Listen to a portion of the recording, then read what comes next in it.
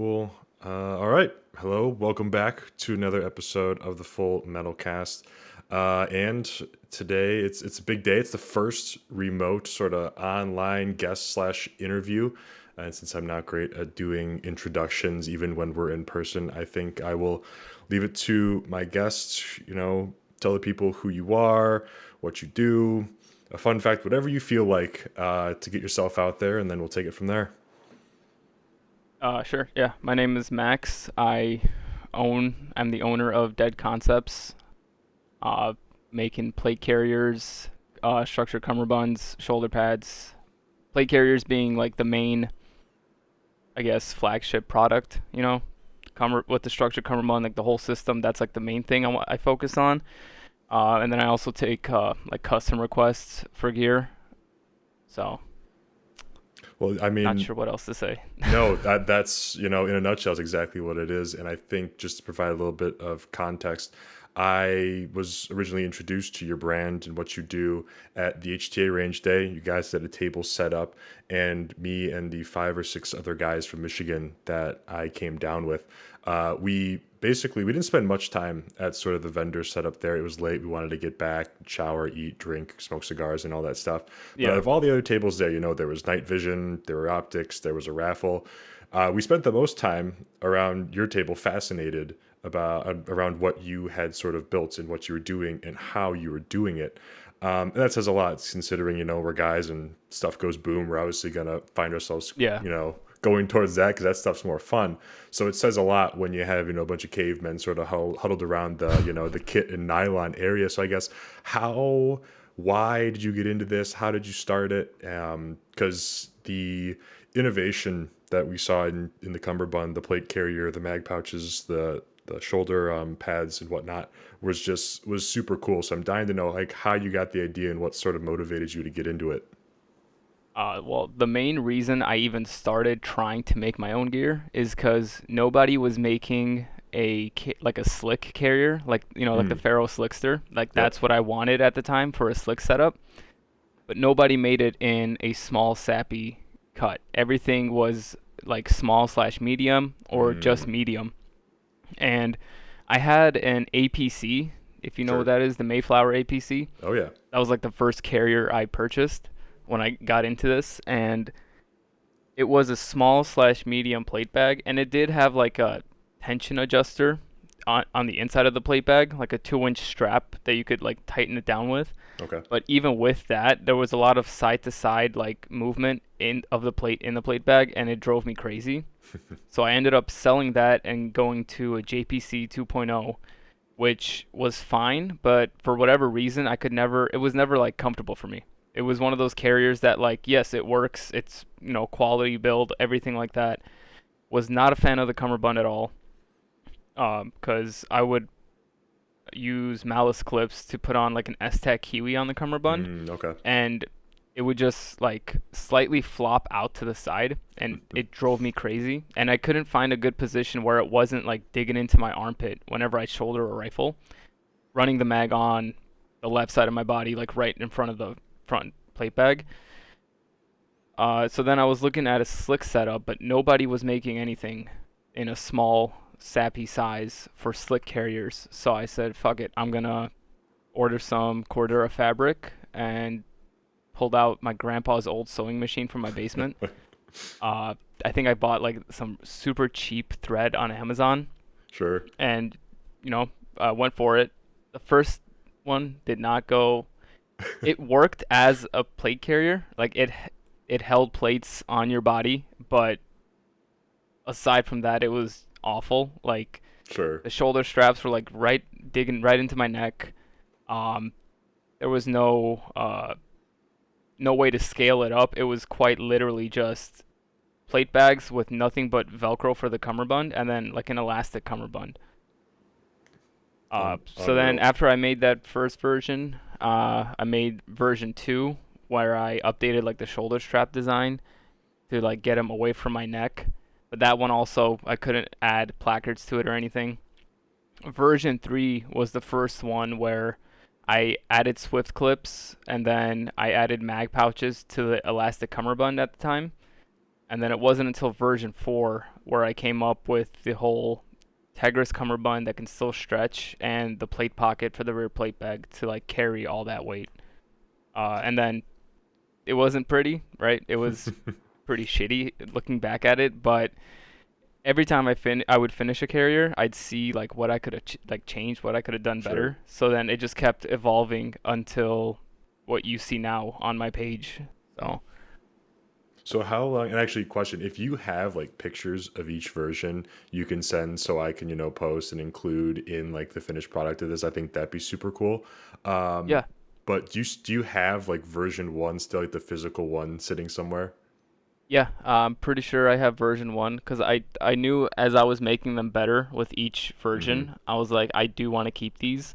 I don't care if they like take up space or whatever. It's like it's cool to look back on like, the shitty version 1 that barely did anything to now something that like I've had other people tell me that it looks like another company made it or they thought another company made it when I was like just shooting with people, Sure. and that's like a really good feeling to have. It makes me feel like my shit actually looks professional.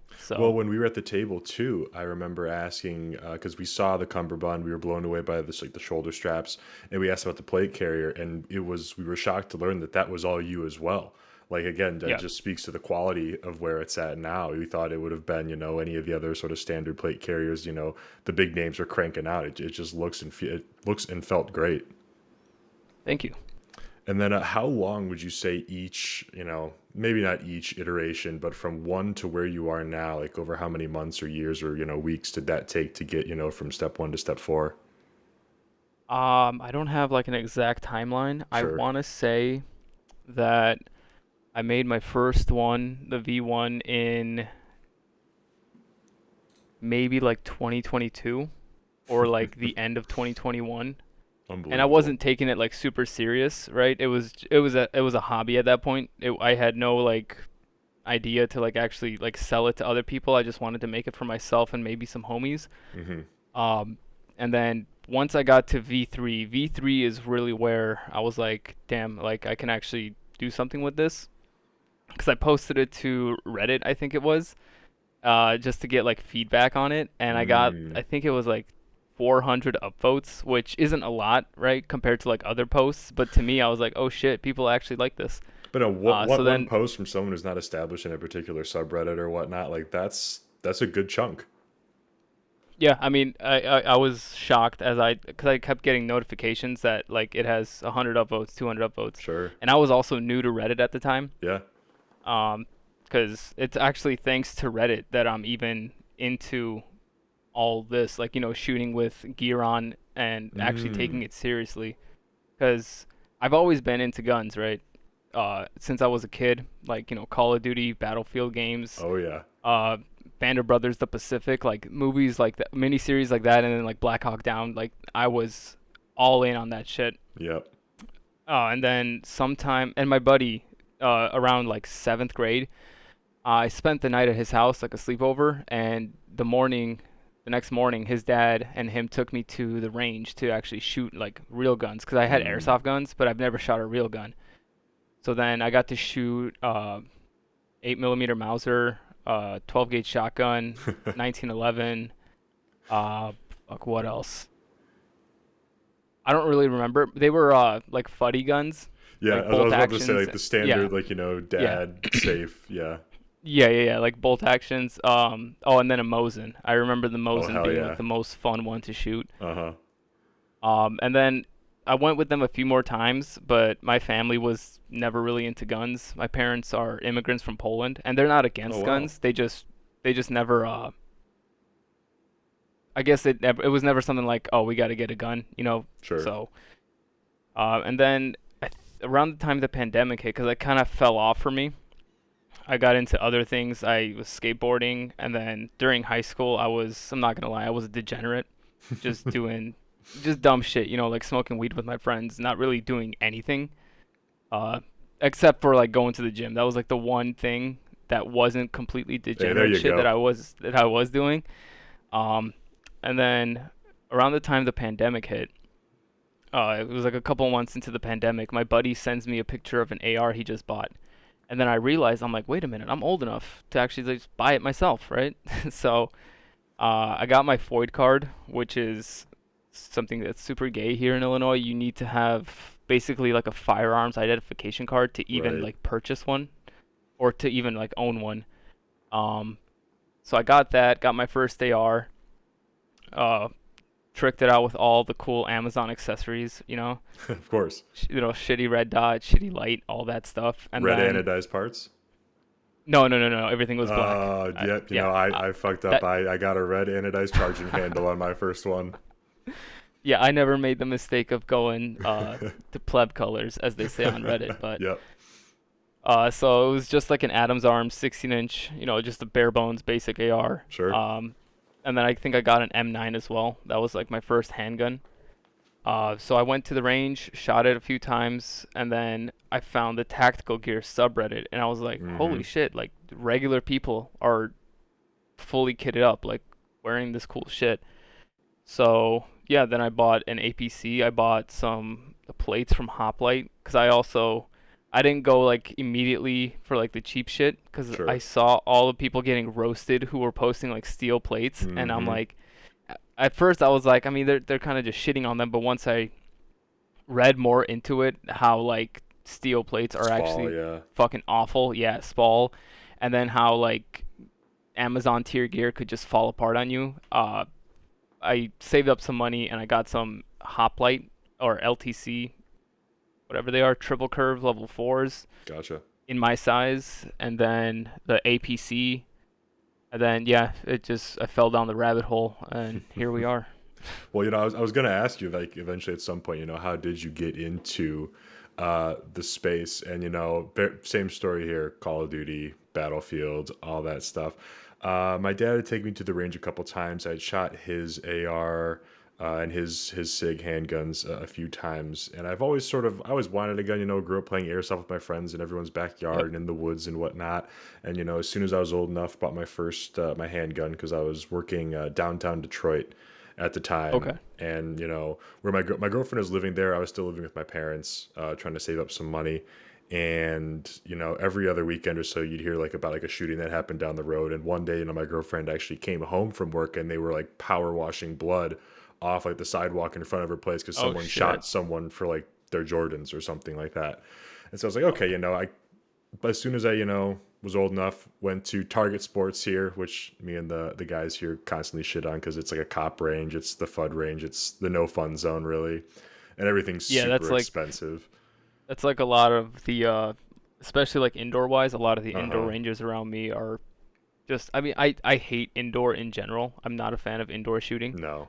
But yeah, it's like some of the ranges around here, it's and also not to be like a dick, but like a lot of the people that go to an indoor range, they're Mm-hmm. usually like renting a gun. They're just there to have fun, Right. and they're not being like safe with it. I went with my friends because he wanted to just burn through his ammo for like an hour. I was like, fuck it, I'll do some low ready, high ready Yeah. reload drills, whatever it is, and then I'll the guy next to me is like mag dumping. I don't know, insert whatever firearm you want, and then you just see like sparks from like the target carrier, and I'm just like, yeah, no, I don't like this. I also I'll go back to my first firearms purchase, but there's a range that me and the guys go to. We do a lot of they have an indoor shoot house. We take a couple classes there for CQB training. It's called Close Quarters Tactical here, and Okay. I'll put their name in it because I like what they do, and I like Dutch, their instructor there. Um, but the first or maybe the second time we were there taking a CQB class, there was some guy at the front desk who was on the range. They brought him out, and he was just up in arms, just throwing an absolute fit. And I take the time to actually listen in. The guy in the counter, he's arguing with the guy in the counter because he doesn't have irons on his pistol. He's just shooting a pistol with no way of aiming it or knowing where the round's going whatsoever. Like a And handgun or like an AR pistol? he's shooting like a Glock. It has no rear or front sight. And the guy's like, here's, where our Glock sights are, is like, several different options. And Yeah. he's like, pick like a front and a rear, like a front and a rear sight. And the guy was like, I have to buy both. Like he had no idea you needed both to properly aim anything, let alone a pistol. And I was like, you know what? This is most likely what you're going to deal with when you're going to an indoor range. It's not the people who were lucky enough to be exposed to, Yeah. the tactical side of Reddit, and even some of the Instagram people that we most likely follow, and that was me. So I went in there not knowing any better, and I was like, Glock 17. That's what I'm going to carry. And I held it and immediately went, that's way too big. I cannot carry this optimally. And so That's Glock how I felt 19, when my aim 9 came in. As soon as I picked it up, I was so excited, and I'm like, yeah, I don't think I can carry this thing. pretty big. Yeah. And I'm a big guy. I'm 6'7", but still, because I'm more of like You're a a giant slender. compared to me then. Yeah. I'm fucking 5'4". I'm a little gnome. Well, even still, like I'm definitely more like slender, and so a lot of the clothes I wear are a little tighter fitting too, and so concealing isn't like the easiest thing. Obviously, I've adjusted the clothes I wear, the Yeah. belts that I wear now too, to sort of account for that. So I went from 17. I was like, show me a Glock 19. We're all out of Glock 19s. All right, I'll go somewhere else. And the guy was like, well, we have a Glock 26. Drop a 15 instead of the 10-round mag in there with like the little pinky grip, and it's like less than like half an inch shorter in barrel length than a 19, but the same sort of grip length when you add that 15 plus the pinky grip in. Went with that. So I had a Glock 26 for a while. That was the first gun. Had that until 22 or 2021. Whenever the George Floyd riot started kicking off, I ended up being in Cleveland with a bunch of friends, and where we were staying for this one of my friend's birthdays, she lived right across from the Cleveland Police Department, and all day and all night, Main Street was Oh like shit. Yeah. just riot, like smoke from burning cop cars was coming into the apartment, tear gas was coming into the apartment, like it was an absolute nightmare. And eventually, during the day, there were two dogs there. The girls were like, "Well, the dogs got to go out." And I was like, no, they'll go like here. I'm not going out in that right now. Like that's ridiculous. Yeah. But they insisted to go out. And so all I had was, little Glock 26. And very quickly I realized this ain't going to be enough. And Yeah. so the Monday I got back from that trip, essentially I went on, I ended up buying a Smith & Wesson MMP2, the one that came with the shitty Crimson Trace red dot on it. Rocked that. Didn't end up buying a ton of Amazon parts for it. I bought some red anodized charging handle though, which I'll own. I'll never forget. I was at a I took that. I rattle canned it, but I took it to like an Orion training carbine course, and the instructor it was Will, the guy you see on a Texas holster company. He does all their pistol and their their holster endorsement stuff. He was leading Okay. that class. He grabbed my rifle just to do something and demonstrate with it. Saw the red charging handle and he was a cop, and he was like, you know what? Not only is this gay, but almost like it's with like a 99.9% like consistency rate that like criminals always have red anodized parts on either their handguns or their rifles, so you're a gay criminal. And so I bought a Radiant Raptor immediately after that because rattle canning it wasn't enough. Um, Yeah. and then so I didn't then so unlike you, I hadn't really come across a tactical gear sort of community or like knowing to look up what I'm going to buy before I buy it. And so I made a couple of interesting choices with that rifle before I, got it on track, a couple years later. But same thing with plates, right? Jan Yep. 6 happened, after the Floyd riots and after obtaining my first rifle, and I didn't have any kit at the time, and so immediately I was like, and there was also like a body armor bill that was getting talked about like nationwide about maybe access being limited or civilians not getting access at all to certain types of body armor, and so immediately I was like, oh shit, I gotta buy that up I quick. think that might have been what pushed me to buy some plates too, because Yeah, I remember seeing that, or I might have already had my plates when that was being introduced. But yeah. I do remember that they were talking about that bullshit. And so seeing that, seeing what happened, I'm in the gym watching the Jan 6 thing go down, and I'm like, all right, I'm gonna buy body armor. So quick Google search for body armor, not knowing any better. End up buying like AR 500 plates and a cheap like Amazon carrier. Had no problem with it until I end up finding more podcasts. I end up reading more things in the tactical gear subreddit as I'm looking to, acquire more rifles and do more things. And then very quickly that everything I had started building with body armor was basically the inside and just like laughing stock of like people who are serious about it. So Yeah. immediately bought like a JPC one on eBay that was used, bought RMA level fours, threw them in there, and then have just sort of been building off that ever since. And so I was not fortunate enough to have sort of the the database of knowledge, that people like you and others who were, able to take advantage of people who made the mistakes and who were on Reddit and who had, better, more higher quality sort of Instagram accounts and had more knowledge on the subject. And so, I did not buy once, cry once. I bought several times, cried many times, but I've Yeah. I tactically mean, me acquired too. things I since. I went through I went through a couple of different carriers before I made my own. So I mean, you bought like the lesser quality stuff. Hmm. Luckily, I never had to replace my plates, but Just carrier wise, I went through two of them before I started making my own, sure. and they weren't the cheap shit. So I didn't buy once, cry once. I bought like three times and cried every single time. Oh yeah, and I still do that to this day. Um, but making your own carriers, did you have any sort of, I guess, like, what's your background? Like, I don't know if you want to talk about like what you did or what you do for work, or did you have any experience with fabrics, nylon, sewing things at all? Not at all. Before I got into shooting, I was making music, Gotcha. like dubstep. Yeah. So I was a music producer, and then I played a few local shows here and there, nothing like big. Um, but then as like my values were starting to change, because during the Mm, time that I was making music, I think that was from like 17 up until I don't know, I want to say like maybe 22, 23. Uh, I don't know the exact timeline, but I was actually what you would consider a blue hair liberal. no way. uh, yeah, yeah, I was very like progressively minded, I guess you could say. Sure. So much so that I was actually vegan for 3 years, which was a huge fucking mistake. But Was that because like you just thought that was a healthier lifestyle, or were you like a save the animals like sort of vegan? it was honestly, it was just to see if I could do it. Sure. I just kind of on a whim just decided I'm gonna go vegan. And then once I started reading more like posts from Hmm. vegans or like watching documentaries, I mean I do care about animals, right? Like Sure. I'm not like a sadistic fuck. I actually I give a shit about animal well-being and all Yeah. that. But then I think it was one of those documentaries on Netflix, like Forks Over Knives or something, Hmm. where even like as a vegan at the time, and the documentary was like pro-vegan, I was like, dude, you're calling a receptionist at some random like meat company and then asking them all these questions and then basically putting it into the documentary that you owned them because they couldn't answer your question. It's like, that's a receptionist, dude. They're not paid enough to give a fuck about what you're calling about. Sure.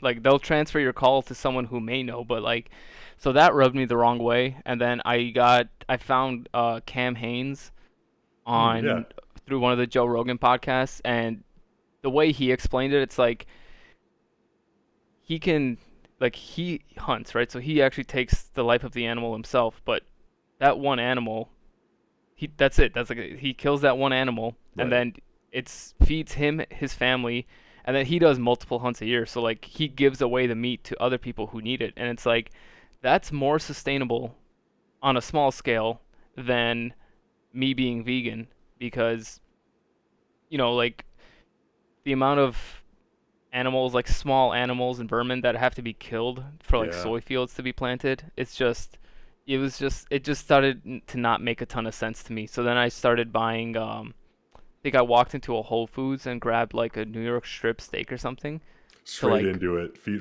yeah, first. just to break it off. Just cooked it up, and I was like, yeah, I made it. Yeah, like I'm never going back to that shit. Well, good for you, if I guess you're being open minded. But also, I don't know if you can truly like say that you were a blue haired liberal if you were open to listening to like Joe Rogan. Well, I mean, I mean, I guess yeah, but at the same time, I was never a person that was like, I'm not gonna listen to someone else's. Like, I'm curious to hear what other people have to say, and if it Absolutely. makes more sense, it makes more sense. I'm not. There's only like a few things that I'm like hard set on that you can't change Hmm. my mind on. So like the Second Amendment, right? Like, Yep. I should be able to own whatever the fuck I want without telling anybody. You know, type shit. Like you can't change my mind on that. Uh, but a lot of things, I don't know. I don't see the value in being like hard set in your mindset. Like I think challenging your beliefs, and then if your beliefs stand up to the challenge, then that's when you can like know for sure, like, okay, yeah, I believe in this. No, absolutely. And I think to be the, the stick your head in the ground sort of way, it requires willful ignorance. Yep. And that on its own, it just doesn't stand up. So that's definitely the right way to go about it. It's funny you mentioned making music, making dubstep. I'm looking down at my small DDJ 400 deck. Me and my Oh, brother nice. we'll just DJ house like for fun, like on our Yeah. own. He actually found some insane niche market for like the metaverse, like VR chat, like DJing. And so Okay. he'll like live mix like the heavy stuff, like death step and just like the really like Yeah. freaky like heavy electronic music. He'll like mix that shit live, like 4 tracks, going for like an hour plus. And these clubs, I guess for lack of a better word, online will just pay him like hundreds of dollars like in a weekend Oh just shit. to do that from his like little office.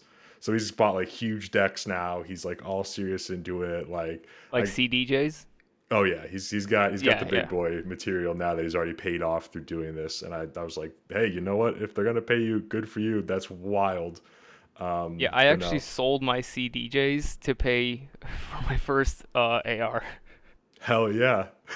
Yeah, it got to the point where I kind of just lost interest. Like I'll still every like couple months I'll hop into like Ableton, and Sure. now I'll make like a chill rap beat or something with like guitar. I still like enjoy dubstep. I'll listen to it from time to time, Hmm. but I mean, like I said earlier, I like my values started shifting, and just the people in that scene. And I'm not saying everybody, 'cause I don't like making blanket statements, but Yeah, the people that I was hanging out with in that scene, it was just a bad fucking crowd. And I could see that's like fair. if the music if the music wasn't taking off and I just continued to hang out with these guys, I don't know, like one of them I think last year or 2 years ago got released from jail for like a Whoa. felony amount of LSD, and then everyone else was just like all they cared about was getting high. Yeah. And like they were making music, don't get me wrong, like they were putting in work in the studio, but at the same time they were just doing dumb shit. And I started like distancing myself because I realized I'm like I don't want to be a part of this shit, you know?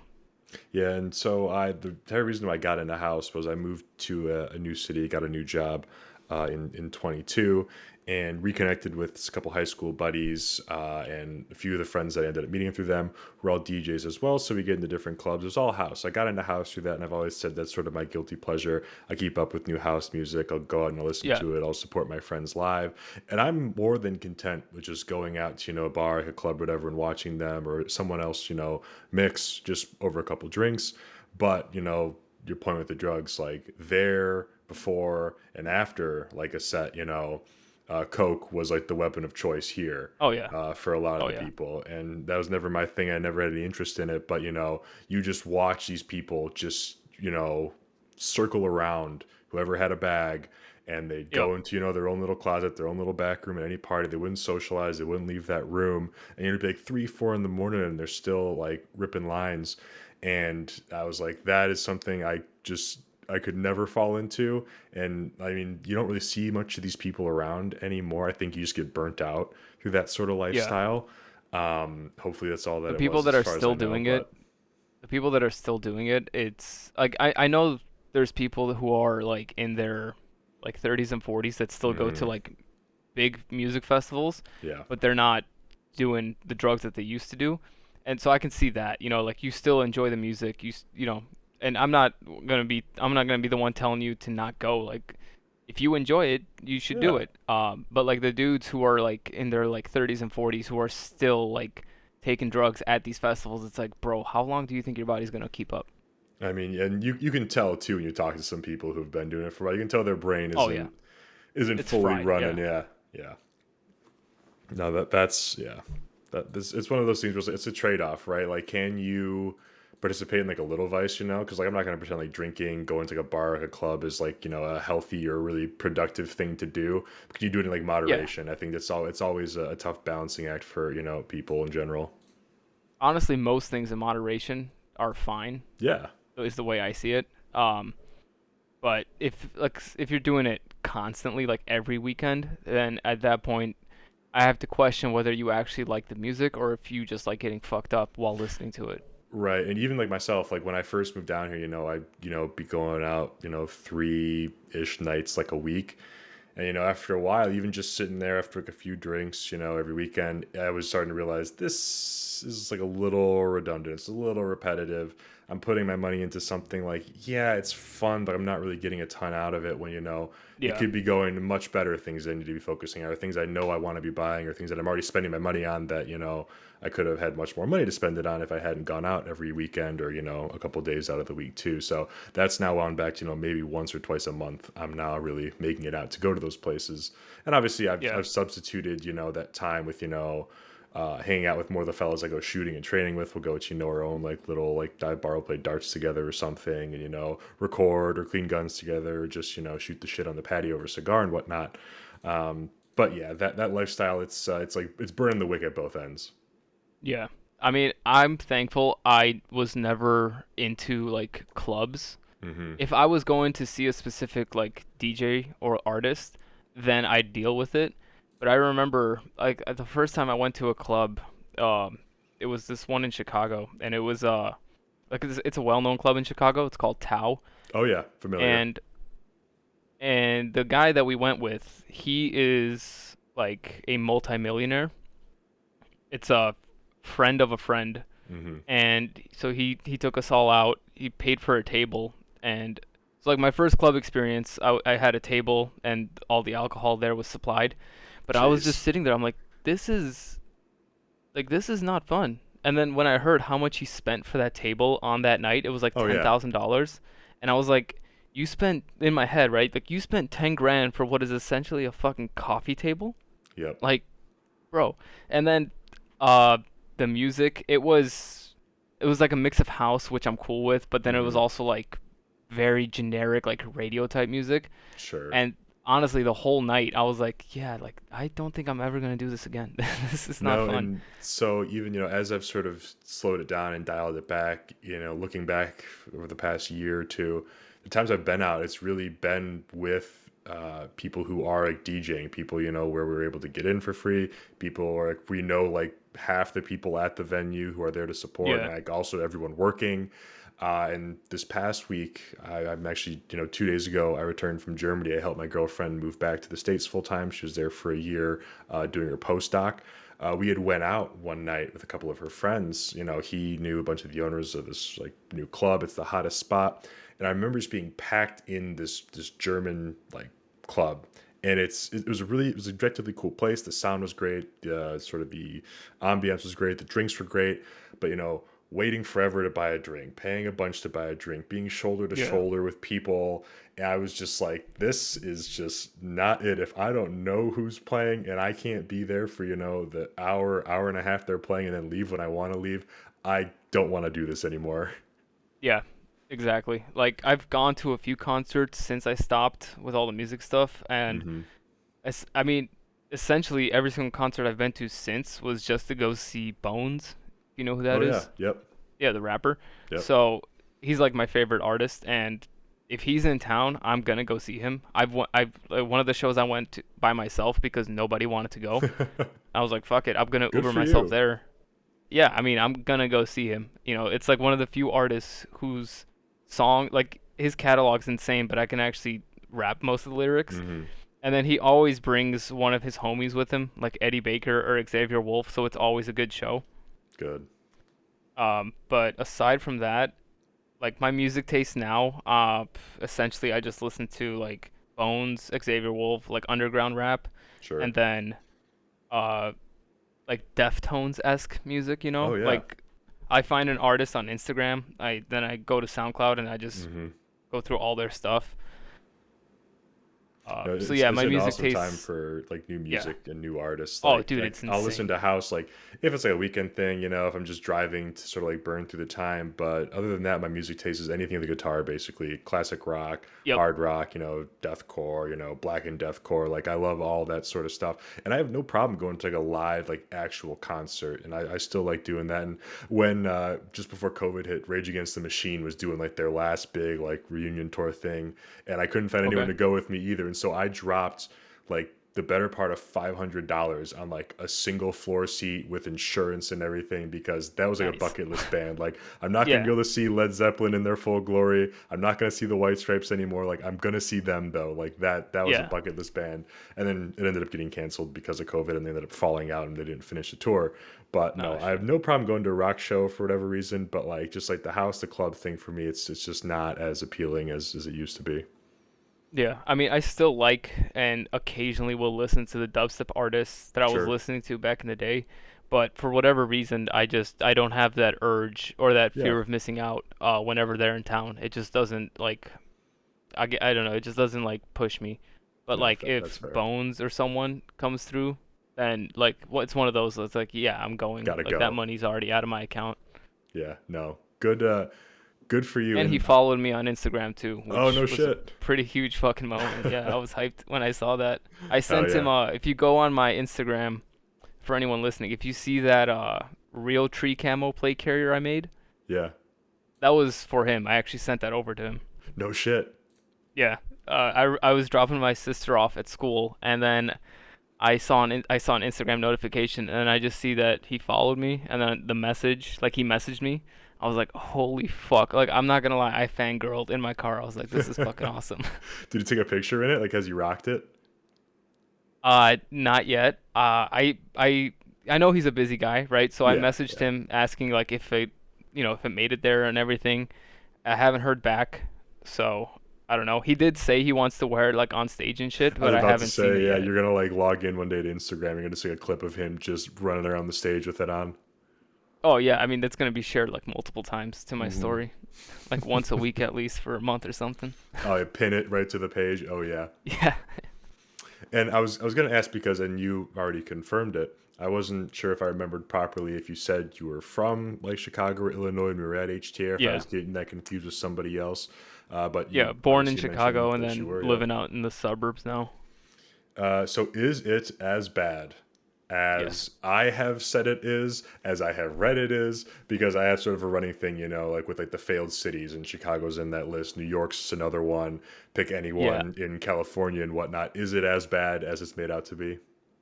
I'm probably not the right guy to ask. I thought you were gonna ask like, is it as bad being a gun owner in this state as it Same sounds? thing. Because the answer to that is 100% yes. But I also live in Cook County, which is the county Chicago's in, and Okay. it's like the highest tax county. It's just fucking awful. But Oh if the shit. city is as bad as they say, I can't give you a straight answer because I haven't been to the city Hmm. in probably like either like 2019 or 2020. Gotcha. Oh wait, no, that's a lie. I think I had jury duty once that I had to drive into the city, but that's it. I don't go to the city at all anymore. Um, I've also like shifted. I kind of hate cities, Yep. if I'm being honest. I hate seeing nothing but like man-made concrete structures. Hmm.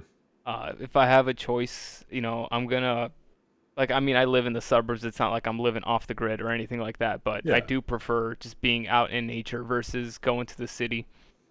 And I'm also like I don't really leave my house, honestly. Like I did a lot of like crazy shit when I was in high school, so now Hmm. it's just I don't know. Like I don't have the urge to really do anything other than working on the carriers, going out shooting, going to the gym, or going on a hike or something, or like sitting and drawing, right? Like I don't I don't have the urge to do anything other than that basically. Yeah. No, that's and that tracks with what I'm rereading a lot of. So Leo Tolstoy obviously is known for like the Tale of Two Cities, I believe, and Anna Yep. Karenina, but he was what most people consider to be like the template for like what people call like Christian anarchism, like pacifism, just peaceful like disobedience to tyranny and to government. So I'm rereading a lot of his essays, and many of which you can find online. And the one I just read, oh, I forgot what its title was, but he talks a lot about, like civilization and city and industrial life versus, a more rural sort of, community life, and, farming and, hunting ethically, and how that's the way, like, it's like right and moral and, proper to live as human beings. A lot of it's very like Unabomber Manifesto esque, to the point where I'm like, Yeah. Uncle Ted probably read this a little bit.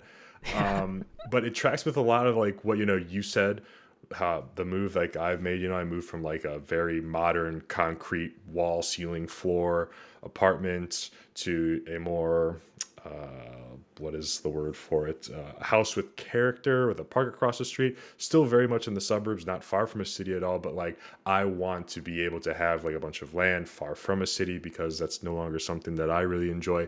And you hear and see a lot of that happening with influencers and how legit they are with it. I don't know, but it seems to be picking up steam where you hear about celebrities or, people that just picking up and moving out away from the cities and, doing a homestead, the talks of homesteads, podcasts about homesteads, how to grow Yep. and raise your own food and whatnot, and preparedness. Like that's picking up a lot of steam. And I guess regardless of reason, I think the main one is people are just seeing how things have developed in this country as far as, political tension goes.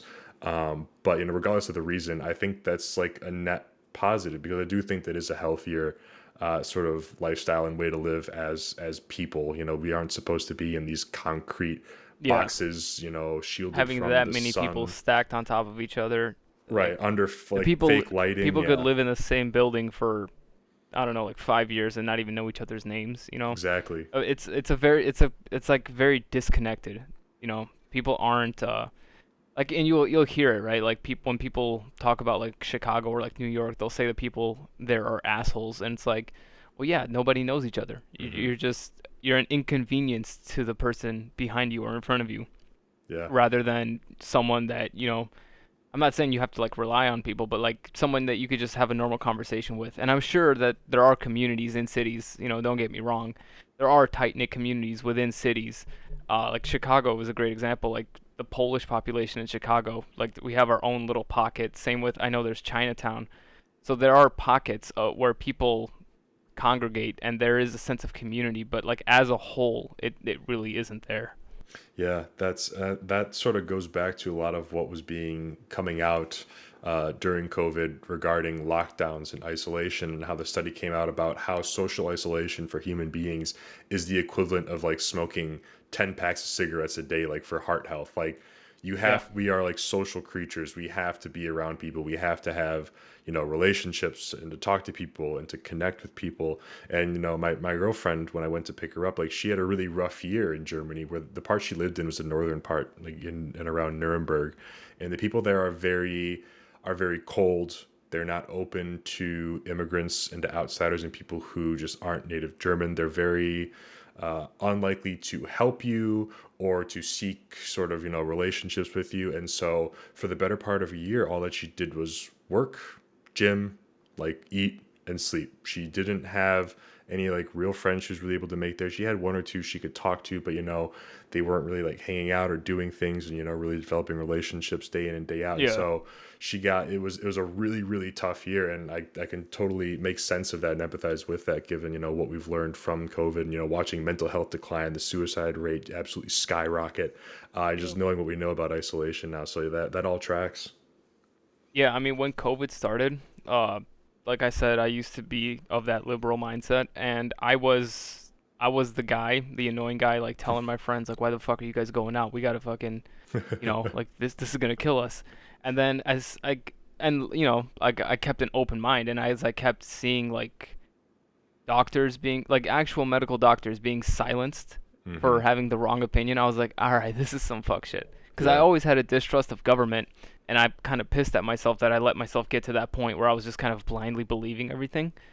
Um, so I didn't get vaxxed or anything. It got to the point where looked for a different gym because I was going to like a normal commercial gym, Sure. and I was putting up with the mask bullshit because as soon as I got in, I would just kind of take it off. I Yeah. wouldn't lift in it or anything. Um, and then one day I walked in, and then they're like, "Oh, just so you know, next week you got to show us like a vaccine card." I was like, "Cool, cancel my Mm, membership." And then I found the gym I go to now. It's in a literal warehouse, which is fucking awesome. that is Open up cool. the big garage doors when it's sunny, so you can actually have some proper sunlight as you're lifting as well. You can take the weights outside and do like lunges or whatever. Hmm. And I don't have to wait for a single machine, which was like the best part. That is huge. Because everyone in there is essentially trying to compete in bodybuilding.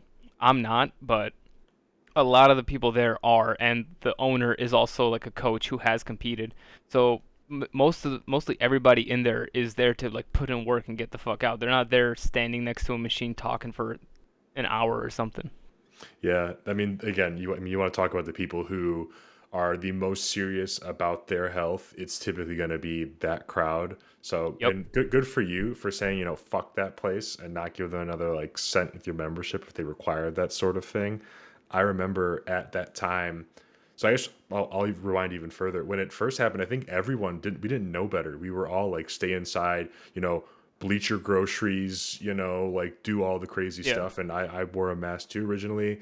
And I think the switch really flipped for me when the talks about forcing, vaccination in order to go places or do things, and just forcing people to wear masks in certain places as well, and even outside and shutting down outdoor areas. When that started coming Yep. through, that's when I was like, this is now sort of horseshit. And even if it's not, even if it is as scary of a disease as it's being made out to be, I would rather go out my way, and I'd rather go out doing what I want to do in life than living like afraid and sort of bending the Exactly. knee to all this bullshit.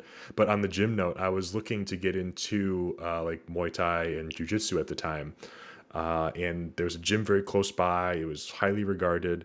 I was on the site, and they had a notice on the site that said, due to COVID regulations, we require masks on at all times. And I was like, that sounds a little fucking ridiculous. If you're choking somebody out or kicking somebody in the head, Exactly. like you'd be Yeah. required to Yeah. wear a mask. There's no way this is like a real thing. They just had to put this on the site, I feel like, to like stay open. And so I went in there Yeah. one day, and sure enough, they were like, oh yeah, no, we still require that. So did not go there, ended up finding the least conforming gym possible, also very well regarded, and similar thing, like not really a warehouse, but similar like sort of garage vibe. And very, very happy I found the place I'm at now. But no, I think not supporting the places that require, that sort of force that compliance is huge, and it's not always convenient or feasible. And I guess you can use the example of like YouTube or Instagram. They require you to like not post or talk about our interests, the products that you sell and I sell. But they are like the biggest players, so it's hard to sort of step away from that. But it's Yeah. important to sort of that's like one of the like best ways to vote, in my opinion, is with your money, with your presence. So good for you for standing up for yourself with that gym.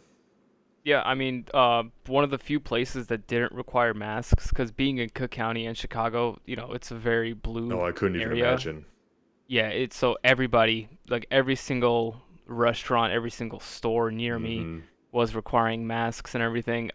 But the one place that I went there just to go shoot outdoors, and it was like the closest outdoor Hmm. range to me, which is an hour and a half one way south from where I am. So I Jesus. went there and I saw not a single person wearing masks.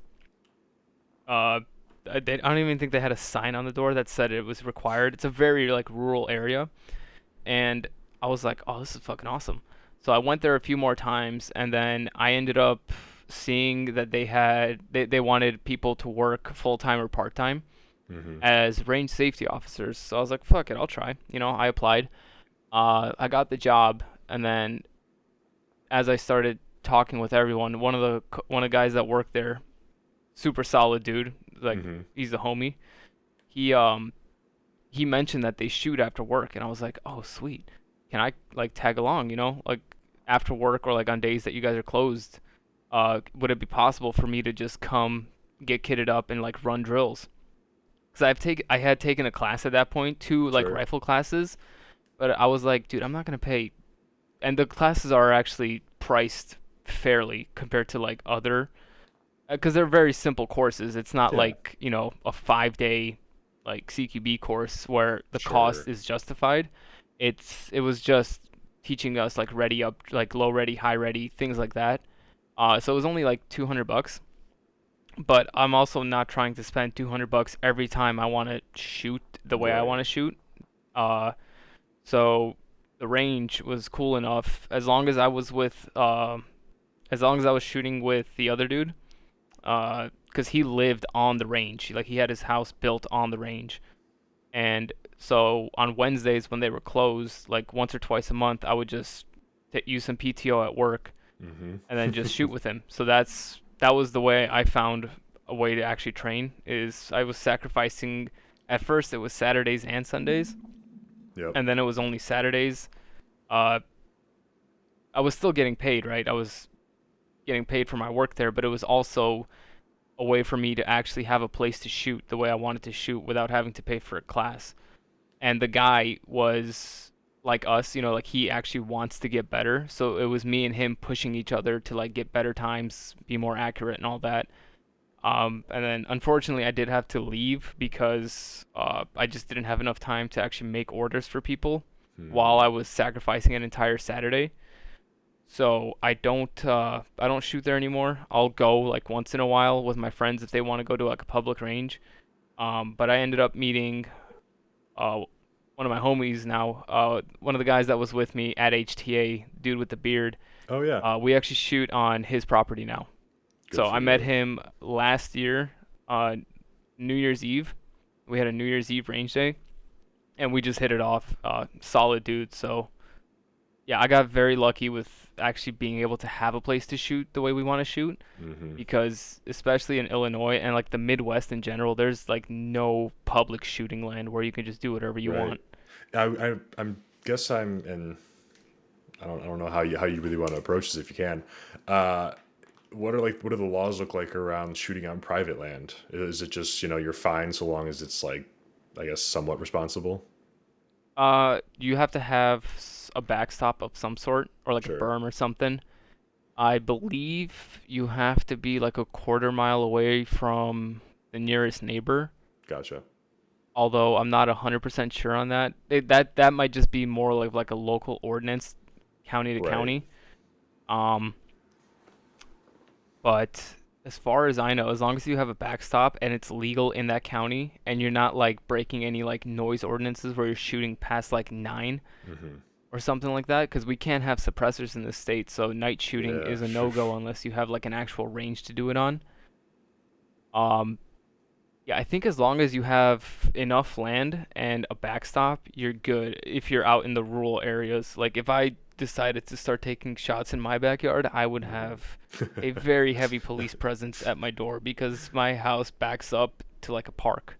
Oh yeah. And we had a tree that was like covering our yard that got struck down by lightning a few years ago. So now it's just completely open. So even if I go out there with like my airsoft gun Oh just yeah. to You're like getting fuck yeah. around, it looks bad. Especially because the airsoft gun, it looks like a real gun. It's a gas Yep. rifle, Oh so yeah. it functions like the real thing. But yeah, I mean when I was a kid, I would take the airsoft guns out into the park with my friends, and there was never really an issue with that. Oh interesting. Uh, Obviously, I took off the orange tips because I want to be cool. And Yeah. one day, someone must have called in because me and my buddy were running around with airsoft guns without an orange tip. And then I was just like running around, and I was about to shoot him. And then I hear drop the gun, and I look over to my right, and there's a female cop with Oh shit. like her hands on her gun. She didn't pull it out, so I fucking immediately dropped it, and I was like, "It's airsoft, it's airsoft." But she was actually surprisingly very cool. She just told my grandma was watching us at the time. She just said, uh, "They can't bring them into the park, but as long as they stay in the backyard, I don't have a problem with it. Just don't bring it into the park." So she was Damn. surprisingly very cool. But that was also like at a time where guns weren't as ostracized, I guess you could say, as they are now. Sure. Damn, female cop though. If you were black, you probably wouldn't be around today. Or if I had like turned with the barrel Yeah, pointed towards turn. her, What do you mean? I've Yeah, had fair share of that cops ended called, but still. that ended the best way it could have, Oh, honestly. absolutely. No, and like where I'm at now, it's too close to neighbors for, any sort of shooting to ever happen or even, Yeah. walking around the house, like the blinds definitely have to be closed from like cleaning guns or, moving kid around Yeah, and I whatnot. forget at times because my room or like my bedroom is facing the park, like the windows are facing the Hmm. park. So when it's like sunny outside, nobody can see inside the house because of the windows. They're like semi blacked out. You can't really see, plus Sure. the little mesh net. But I'll forget sometimes. It'll be like how it is right now, 7:30. Later in the year, it's already like dark outside. Yeah. Oh yeah. And with my like with the LED lights on my desk and the lights behind me, you can see clearly into the room if I don't have the blinds down. So there's been times where I'm just like in full kit, just doing like ready up drills, and then I'll like see someone walking past, and I'm like, fuck. They're looking But in at like, the same holy time, shit. like, yeah, but at the same time, like, number one, I'm not pointing it at the people in the park. I Yeah. have like Yeah. spots on my wall where I have like a poster or something, you know? I'm dry fire Uh, training with the people in the park. Yeah. yeah. So like even if like someone did call the cops, right? It's like, what the fuck are they gonna do? I'm in my house. You can go Yeah. fuck yourself. Yeah, no, that's fair. What you mentioned about like finding somebody with private land, it's such a huge thing. Like a lot Yeah. of all the outdoor ranges here are either, gun clubs owned by FUDs where it's mostly just skeet and trap shooting. Yep. Outside of that, it's just DNR ranges where you could only load 5 rounds in a mag. You can only, rip off 1 round with like a second in between each, no rapid fire. There's a set time to go, collect targets and whatnot. It's all very old Yeah. school, all very, controlled and boring. We're lucky enough to have a family friend who lives out in the middle of nowhere, built up, his own backstop, and even one out to 100, yards to zero his hunting rifles with that he lets us use Nice. whenever. But it's, an hour plus away. And me and the boys will load up the trucks and we'll, haul out there to do that over shooting any DNR indoor range any day because, Oh again, yeah. I mean, you can get up. my buddy's house is even a farther. It's not a like a lot farther of a drive, but it's like an hour and like 37 minutes, like Yeah, hour 40 minutes away. But I mean, it's worth it to me. Like I'll absolutely. sacrifice the 3 hours or whatever round trip that it is. It's way better than sitting at an indoor range and only being able to do, low ready drills or reloads. Like Absolutely. I want to be able to move with the gun. I don't like putting my gun down on the bench, but at the same No. time, I completely understand it. Like being an RSO, I Yeah, I was completely going to get into that. understand. Yeah, no, I completely understand the rules that ranges have because you have to account for the lowest common denominator, and sometimes Hmm. that is very fucking low. People without iron sights at all, yeah. Yeah, I can't tell you how many times there was a guy like he pulls up to the 50-yard range, and like that outdoor range is the backstops and the berms are giant, right? Like if you shot over it, you had to have tried to shoot over it because He it's was kind of sailing fucking them? impossible. No.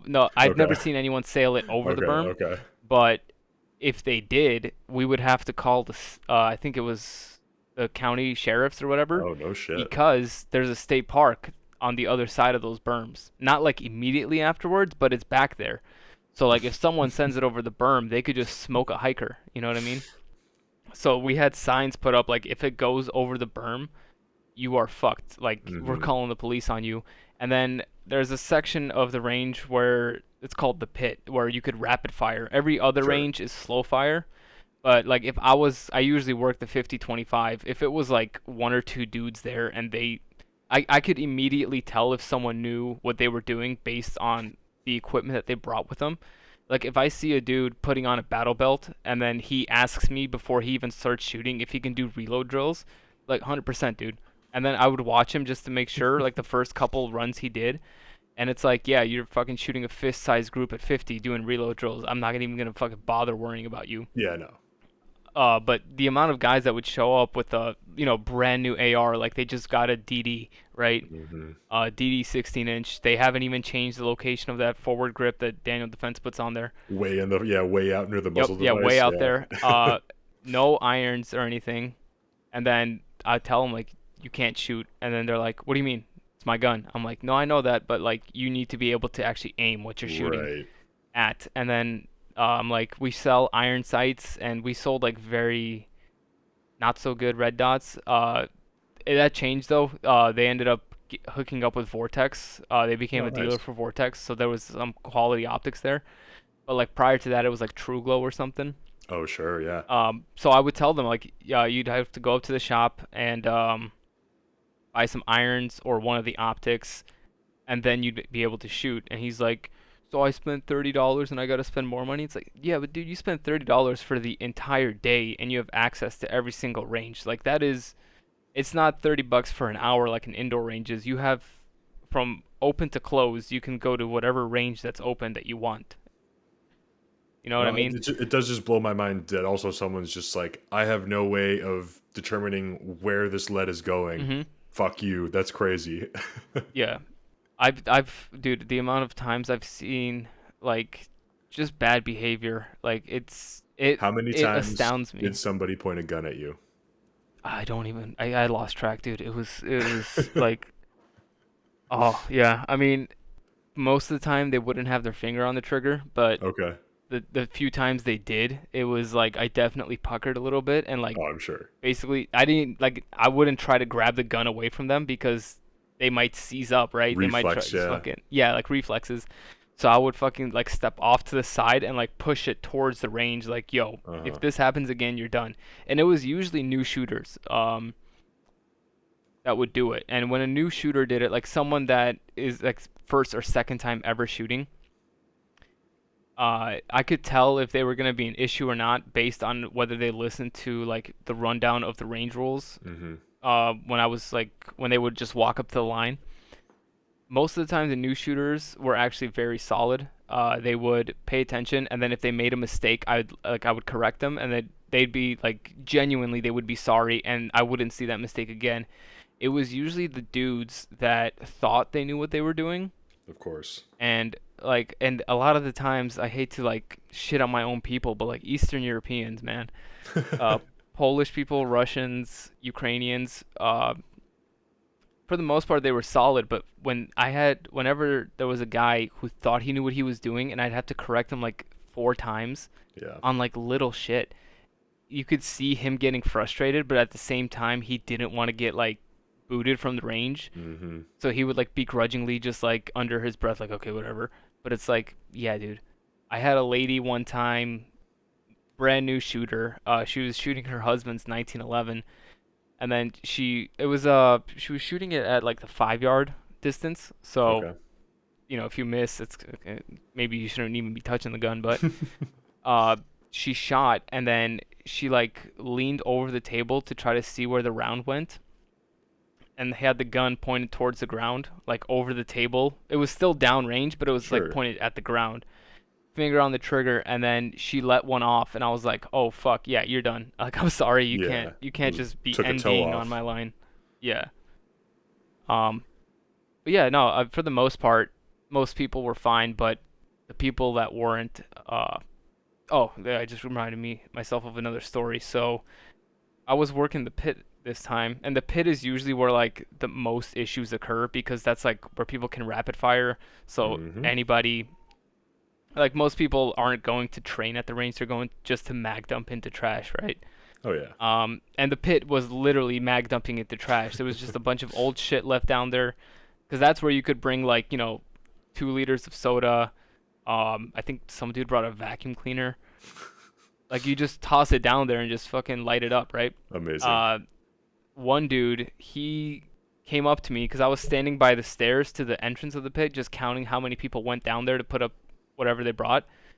And then this dude came up to me, and this is on me because I didn't notice it. I thought he Mm-hmm. was slow. Like I thought he was like mentally slow in some way, like not fully developed. Because the way he talked sounded so weird. And he's basically telling me, he's like, I got all these cans of peaches. I'm not gonna shoot them. Can I leave them here for other people? I'm like, yeah, that's fine. And in my head, I'm like, okay, that guy was weird, but I didn't think anything of it. Yeah.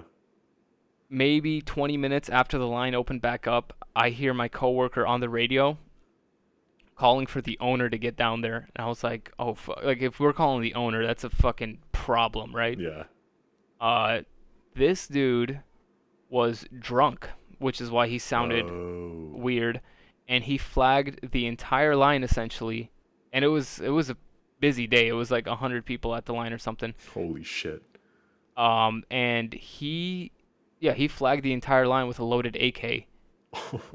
So he was swiftly kicked out, not Oh allowed yeah. back. Like they banned him from the range because that's just fucking Rightfully retarded. so, yeah.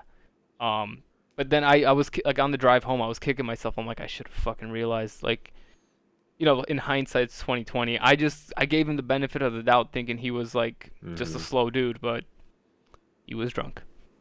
That's wild. Yeah, I don't know. Shooting guns drunk sounds fun, but at the same time, not really. It's sort Like of like just shooting without like an irons or optic. Yeah, you have no yeah, idea it's like where it's that round's going. exactly yeah. Like yeah, I don't know. I mean, maybe it's different for us because we know like what a firearm is capable of, right? Like we take it seriously, we train with them Yes. seriously. Like it's super fun, but it's fun because we can do fun shit because we follow the four basic rules, right? Hmm. Uh, so a dude that like he wasn't serious about shooting. He had a couple of guns. He just goes to mag them at the range. For him, probably like, oh, I'm gonna get drunk at the range. It sounds fun, but yeah, it's just an awful idea. And like even going back to you're the most frequent offenders on the range, if you will. Like ego is going to kill you, or the people around you killed more than Yep. anything else. Like the same applies for combat sports. Like the guys who roll up to the gym, first time or even maybe not their first time, going in there like I'm gonna kick everyone's ass, are typically the people who are gonna get their ass kicked the fastest because they're Yeah. not really willing to learn or understand, the severity of, the situation and to treat it with respect. And Yeah. I'm not I really mean, I sure think that where. could be with anything though. Oh, Like absolutely. anything that you want to learn. I like guns and combat sports. It's definitely more noticeable there. But like I don't know. Like I feel like personally, like I feel like me and other dudes in this space, they have that student mentality where Hmm. they show up to a class or something knowing they don't know shit and are willing to learn, whereas I don't even know how to put it into words, but like the people that just automatically assume that they're just the shit at whatever they're doing, it usually never ends up going that way. Unless the guy has spent like 10 years doing this and he actually is the shit and he has a reason for that mentality, but at the same time, all the most solid dudes that I've met in this space are always like they say that they're students first because they're always fucking learning. Absolutely. And I'm not really sure where I guess I could point to a few people in my life, who sort of helped mold and sort of encourage that mentality. I guess I'm not really sure, how or why or really when it really took root. But it's almost a flaw to a degree in myself. Where I'll go into something and I will almost, I don't want to say like doubt myself, but I'll be hesitant to really, believe in my ability in a certain thing, again, combat sports, shooting, whatever it is, Yep. until, I really put, like full throttle and, pedal down and, really try it, lean on, what I've learned, what I've built through, classes, through experience and whatnot. And then I realized, oh shit, I can actually like do this fairly well. But that came Yeah. from just constantly being, studying and being sure and double checking and cautious over time. Yep. It's being But your yeah. own worst critic, Right, essentially. exactly. It's exactly what it is. Like I can have someone tell me that like I'm just gonna use drawing as an example, right? Um if I'm like drawing something and then like I show it to a buddy of mine who doesn't draw, he'll be like, "Holy shit, that looks fucking sick." But me, I've spent like the past 3 hours looking at this thing as I was working on it, and then I take a step back and I'm like, "I fucked up here, I fucked up here, I fucked up Yep, here," and I'll have other people say like, "Dude, like this looks good, like the perspective is good and all that shit," but in my head, I'm like, I can do better though because I'm comparing myself to like very established artists who just draw the most insane shit, hmm, right? And I'm only like not even a full year into seriously drawing. So and that's like a bad habit of mine. I compare myself to people at like the highest level of whatever I'm trying to do. natural though. Uh Yeah. yeah, just to see how I stack up. So yeah, it's the people who don't critique themselves and like I probably do it to an unhealthy degree, but the people who don't critique themselves and don't take a step back, try to be self-aware of their own abilities, it's just like you're you're a liability at that point. And Absolutely. even if like it's not a serious discipline, like drawing isn't super serious, right? But Like, I don't know. It's just I always try to better myself in whatever I decide to put time into. Yeah. So what? Just because you mentioned it earlier too, and I lost the train of thought. What do you draw? Like, what kind of style? What's what do you typically go to if you Mostly sit down just to like draw? mostly manga type Sure. stuff. I'm a huge fan of like Japanese mangas and anime, which I used to be like kind of ashamed of, but it's like at this point I don't give a shit. I It's like cool what I now. It's like. back. Yeah, but it's not even that. It's like I realize like dude, the stories that these animated shows are telling are fucking shit on Yeah. all like normal TV, dude. Like Agreed. if you watch something like Vinland Saga, right? And I'm not gonna get too into it because I don't want to spoil it for anyone that hasn't seen it. But it's essentially a story of loosely based on actual history of Vikings, right? So the main Hmm. character Thorfinn uh, wants to go to war because that's the culture that Vikings and Nordic people were raised in, right? Yep. As a man, you go, you fight, and that's like that is your goal in life is to die in battle so you can get to Hmm. Valhalla. But his dad is like the strongest warrior. Like he is like he's him essentially, right? And he's like and this is the first episode, so I'm not really spoiling too much, but like Thorfinn opens up the chest where his dad keeps his all war old like gear, swords, armor and all that. Hmm. And he picks up a dagger and then his dad catches him, grabs the dagger by like the sharp end and like cuts his hand as he's gripping it tightly. He's like, "Why do you want a sword? Swords are tools meant for killing people." And then his dad drops him a quote that like resonates throughout the rest of the series essentially. You have no enemies. There is no one on this earth who it's okay to kill, right? Because essentially like if you really think about it, these like I mean any war really, right? The guys fighting don't know each other. Like, No. why are you fucking killing the dude on the other side? Uh, so and then after the first season, because Thorfinn does become a warrior, uh, the events that lead up throughout that first season and the second season is super slow compared to the first season because it's him trying to in a way get over it and trying to actually become the true warrior that his father talked about. So it's like the character development in that second season is better than honestly any like actual live TV show I've ever seen. And Interesting.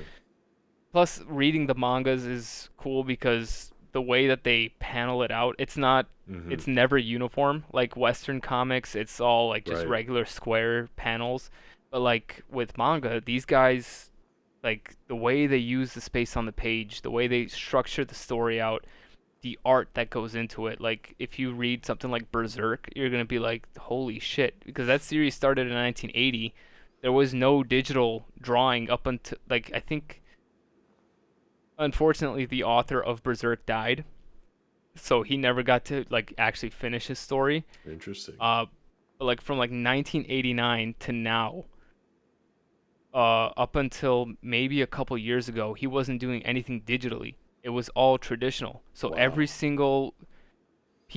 every single line was put there with a traditional G pen, like a fountain pen. All the blacks were colored in by hand, and it's so insane, like the contrast and the level of detail that he was able to put into it. And I was like, I've always doodled, right? But then last year I was like, fuck it, I'm just gonna get really good at drawing. Yeah.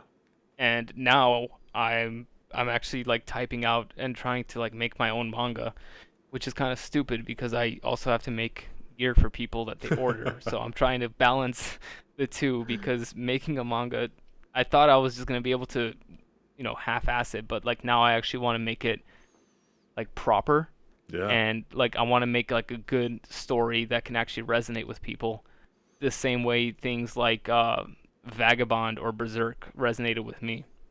Well, I'm excited to buy the manga too. Once I also get the cummerbund, the shoulder pads. I want the full Dead Concepts collection. That yeah, no, I'm telling you, as soon as I have like the first chapter done, I'm probably gonna create like a separate Instagram for it. Um, I'm not sure what to call it yet.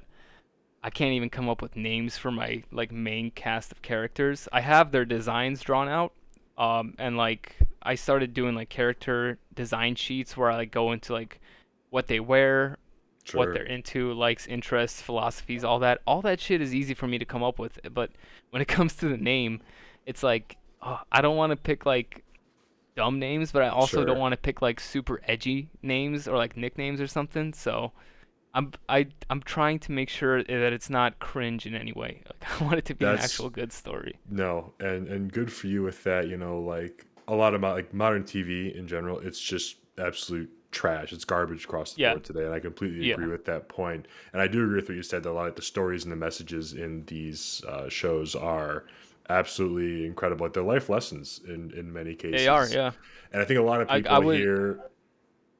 Go Oh, ahead. go ahead.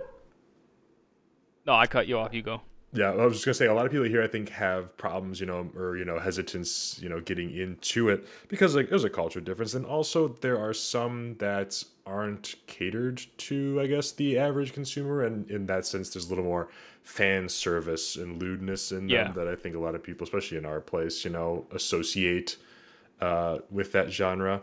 But what you said about I forget what the name of it was, the Viking, the one based on the Vinland Viking Saga. culture. Yes, about his dad mentioning, you have no enemies. There's no need for a sword. Um, and that's actually something that I've said. I forget which episode it was in this show, but also to I tell to a lot of people when there's talks of wars in other countries and just people hating other people, and I've always said you don't hate anybody in Russia. You don't hate anybody in Yeah, China.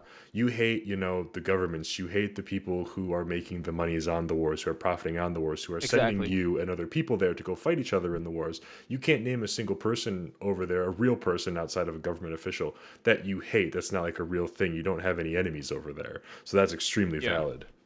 yeah, and then you'll see like, just go off on a quick tangent. You'll see like the so-called tolerant left Hmm. just shitting on like people from Russia or like Israel, and it's like, I mean, I don't. The situation with Israel Palestine's a little different because that's been brewing for I Yeah. don't even know how long.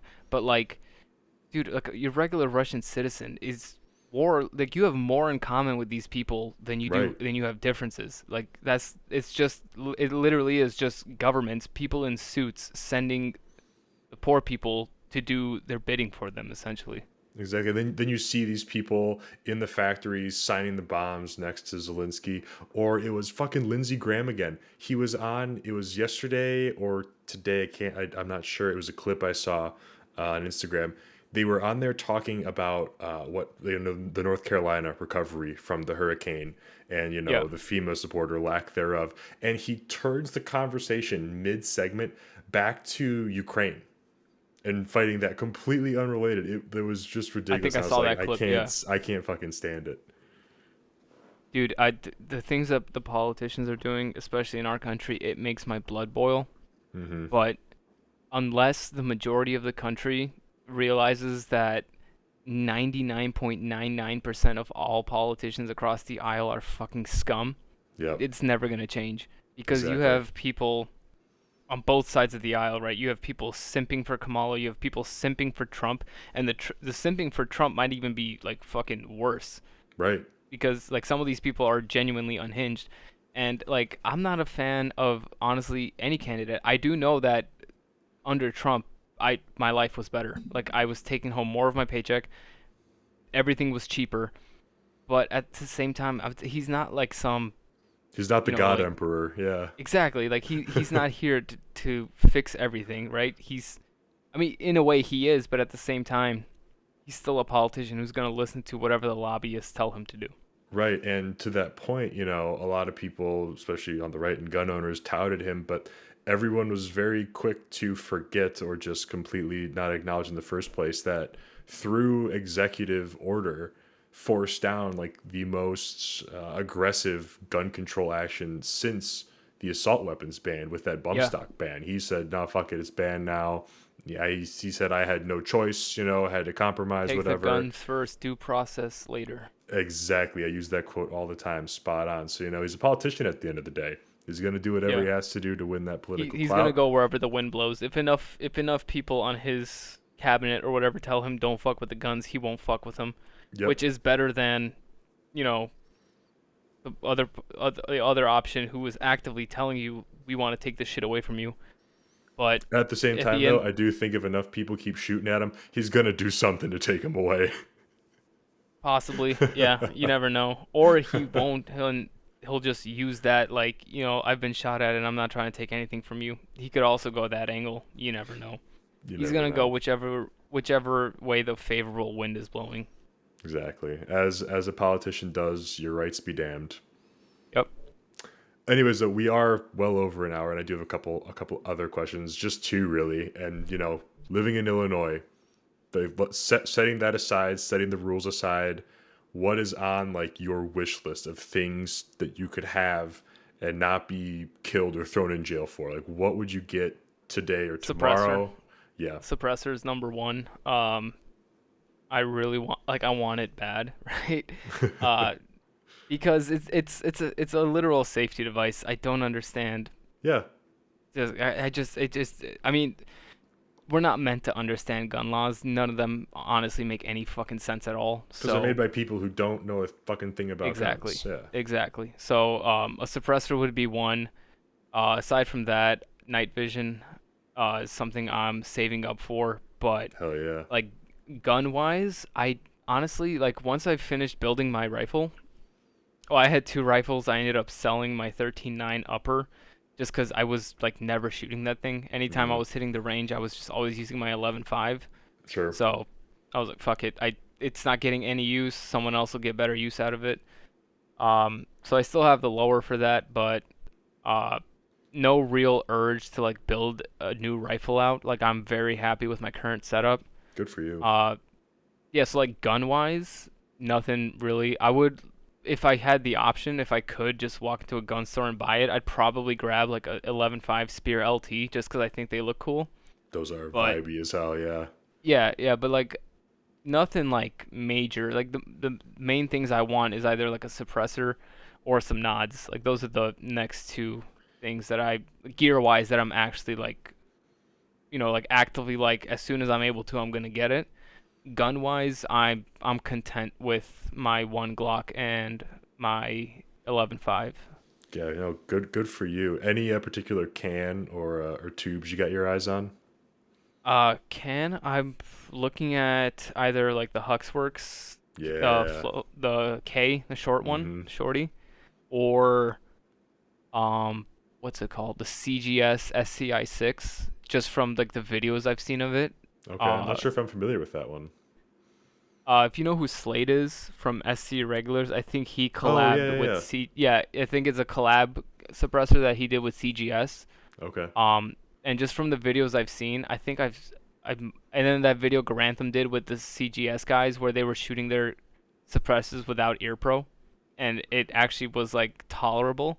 That really, and the flow through design that really struck me as like, okay, I that sounds fucking awesome.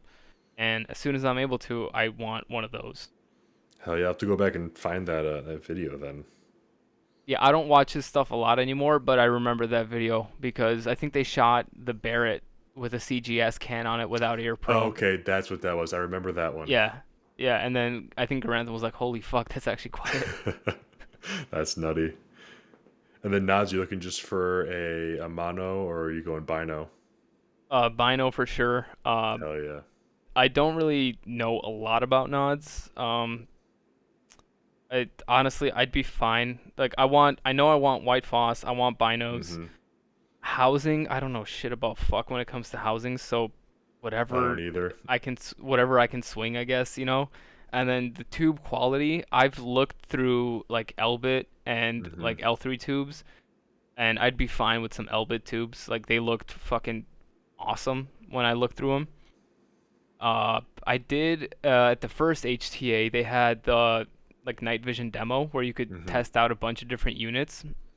I think that was GP Armory, and I think Overboard Systems was at the booth as well. Yep. So I got the chance to look through some like aviation grade tubes, and that shit was insane.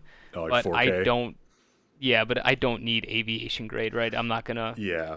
like only save up for that. Like I would be fine with like I said, Elbit White Foss, as long as I can see what I need to see I'm fine with it. Yeah, that's another acquisition I made without too much research. I ended up buying the 31s from Night Vision Devices, the L3 tubes. I'm not sure which housing. They're spectacular. This is a spectacular device, but it was very expensive, and it's not a purchase I can justify looking back at it with how much use they see. I wish I Yeah, had, and especially seeing with what's happening with thermal now, I wish I had that change laying around to buy like a thermal, like with either clip on or like a monocular, to maybe pair on like a helmet with, one night vision, one thermal on one side, just because I think the capability of thermal is very, very cool. yeah, yeah. So Thermal is some fucking cool shit. I'm very glad I have binos. It's very, very cool. Um, I wish I probably spent a little bit less at the time, just because I don't get out and go night shooting nearly enough. So that's I something mean, I'm hoping to be better at next year. Towards the end of I this mean, year. dude, I live in Illinois, so night shooting is basically out of the question. Hmm. Unless me and my buddy at his place, 'cause I know when he does night stuff, 'cause he does own nods. I know when he does night stuff, he'll just swap in like the 22 conversion kit, so it's quieter Yep. for his neighbors. But the main thing I'd be doing with him is probably just like walking the dog at night, you know? Yeah, I've done that. Yeah, Yeah, I think that would be super cool. Like if some it dude in a is. car is driving past and sees me in my full fucking helmet setup walking my dog, you know? Oh And yeah, she's a German I've done Shepherd, that and I many a got night. her a multicam collar, so it'll look a little goofy to them, but I don't give a fuck. Hey, there's no laws about the dogs carrying guns, just people. Exactly, yeah. No state requires a dog to have a permit to carry. Exactly. And then last thing, we just had a debate about this, me and the boys here a while ago. What's your favorite camo? Doesn't have to be for its use. It can just be for the swag factor. It could be obscure or popular. Just got to know what's your go-to camo. Fuck, that's tough. There's so Mm-hmm. many good ones. My go-to is probably just like multicam carrier, multicam Sure. belt with a black hoodie, black t-shirt, and like black pants underneath. I think the combo of like straight, I mean, like 90% of my wardrobe is black. That's like all I wear. So the combo of like a black outfit with like the pops of multicam, I think it looks super fucking cool. It's I not. kid you not. I said that exact same thing. Yeah, I mean, it just works. I don't know why. It's not practical, but Nope. looking cool is the most important part. Yep. And then aside from like that, I'm a huge fan of like AOR 2, AOR 1. I think that Mm-hmm. shit looks dope. Um, and then like the more obscure camos, I have to go like I think the World War II Marine Corps frog skin. I think Oh that hell shit looks yeah. dope. Um, yeah, I think like those are the main ones. Yeah. I literally said multicam over flat black is such like a hype sort of vibe thing. I love it. Yeah, Black I love occurs it. like nowhere in nature. I don't care. It's sweet. Multicam black is also fucking sick. I know Agreed. it doesn't work as for what it was intended for, but that shit just looks cool. So, Absolutely. I think just straight multicam, my whole kit, from head to toe, it's all multicam. Objectively, I will say it looks like baby puke green for the most part all over. It's useful, yeah. as in a Oh yeah. uniform. That's what makes sense here where I live. If not, M81, but I went multicam instead. Yeah, One I that mean I it works said, here too, but yeah, like you said, just a full head to toe of multicam, like if you're in the military that makes sense. yeah, I'm just a fucking civilian, so I'm gonna right. have the drip factor along with a practical camo. Hell yeah. And then one camo I threw out there just to ruffle feathers, but I truly do believe there's a massive swag factor. And again, it's completely thanks to Call of Duty and to Battlefield. But that UCP, like that universal camo pattern that we dropped, in the desert, that is completely useless, that blends into nothing, to no environment when it was supposed to blend into every environment. I Is that love the that one as where well. there's that picture of the soldier in like full UCP and he's like laying on like an old couch and he blended into it? Oh, maybe. I don't know. I don't know if it's, let me see if I can look this up. 'Cause anytime I think of that old camo, that's like the first image that pops into my head. I'm checking.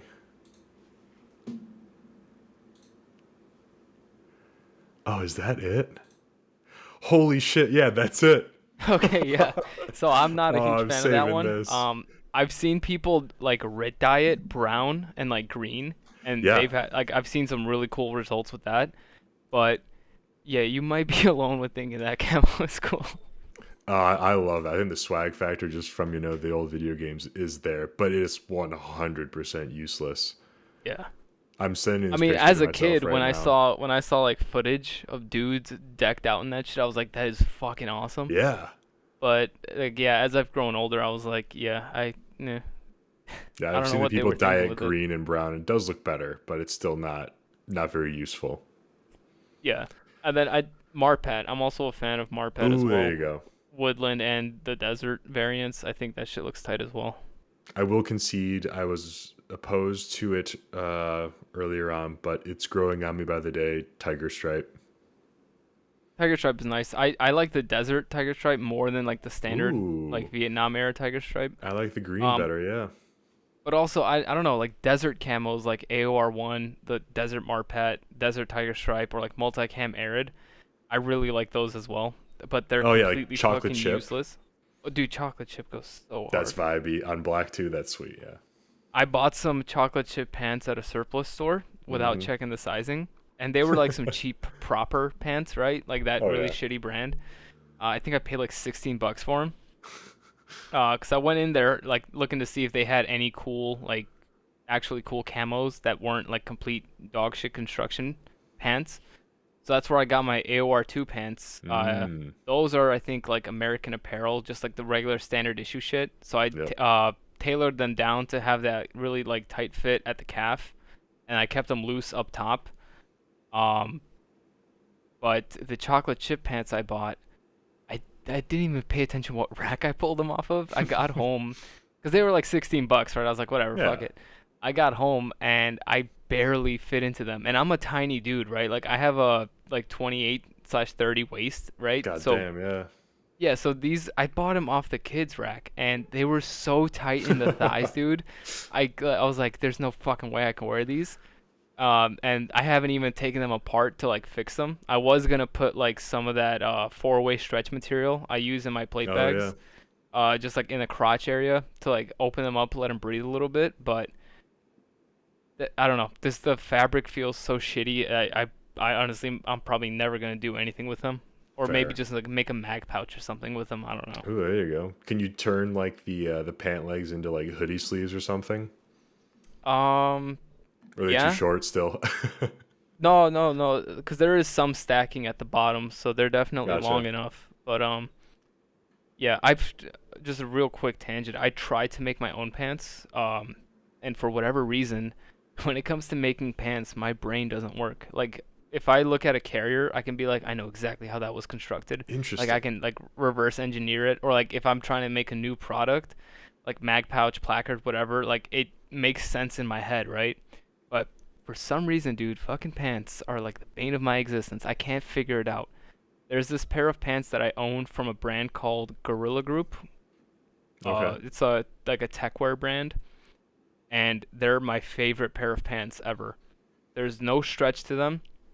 They're it's just straight Cordura slash like a little bit of cotton construction. But the way like, cause like techwear they design shit so that it looks cool, but it's also Mm-hmm. like fully functional. Like you can wear them out into the city, or you can go out into the wilderness and actually be comfortable wearing those pants, and they're gonna perform how they're supposed to.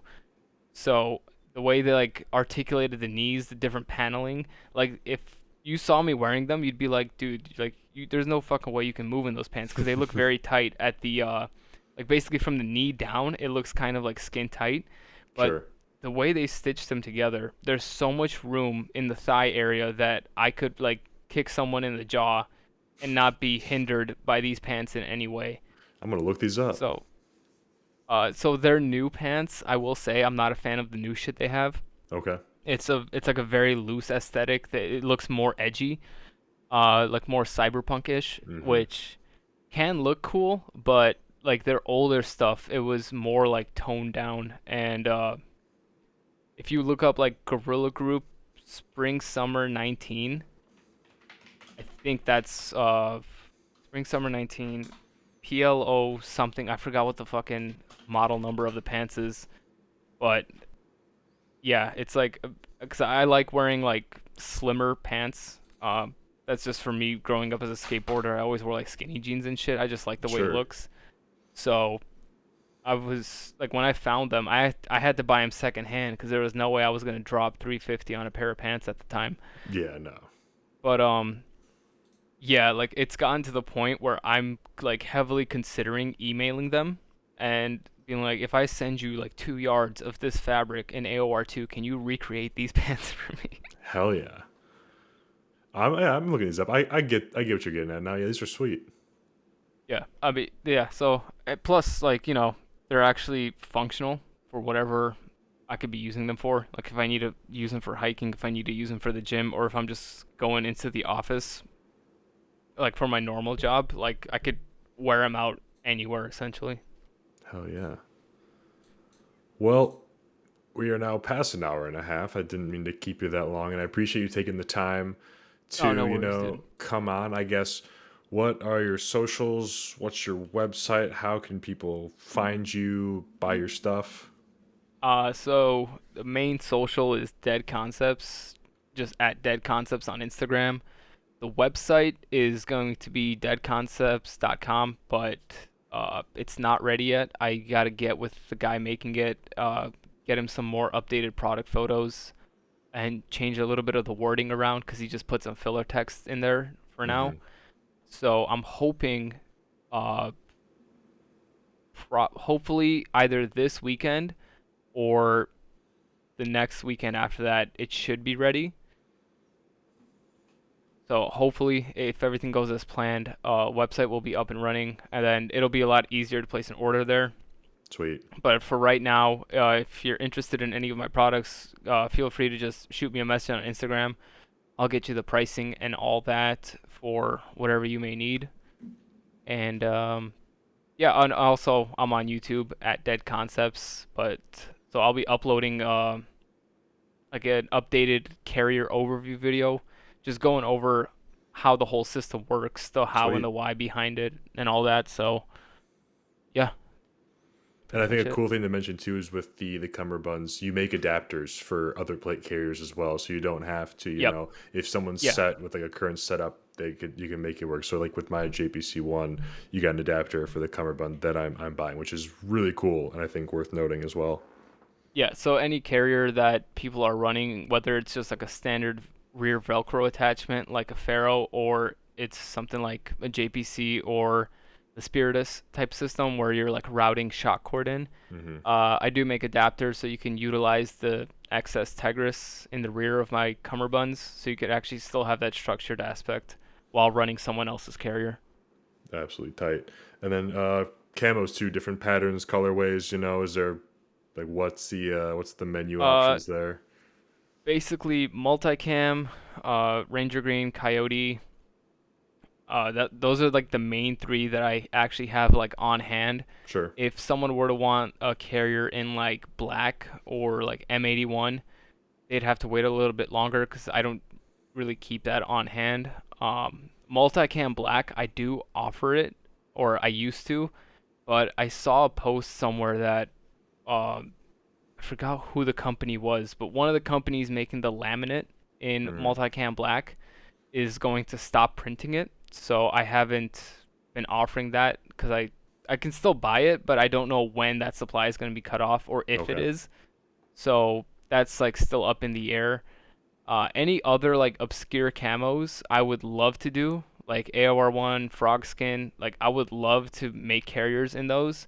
I just can't source enough Sure. laminate or any at all in those camos. So I used to make the carriers without laminate materials, except for the laser cut molly. But since I made the switch over to laminate stuff, I'm just gonna stick with it. So I don't offer any more carriers or like smaller products in like the regular Cordura anymore, just because I prefer the laminate stuff. Well, understood. Those what you got is probably going to be 99% of what most people are looking for and are going to use anyway. Yeah, I mean So most people want like I guess like the newer, cooler type of fabric. So Right. Yeah. And, like multicam's hot. And again, Ranger Green, Brown, it all goes with everything Yeah. anyway. So it's good you Yeah, got like I said, options. like majority of the camo or colorway that people want is either multi-camo or Ranger Green. Sure. Very rarely will I have someone request something else, and usually it's like a dude in the Marines that wants something in Coyote because that's what they have to use. Gotcha. No, that makes sense.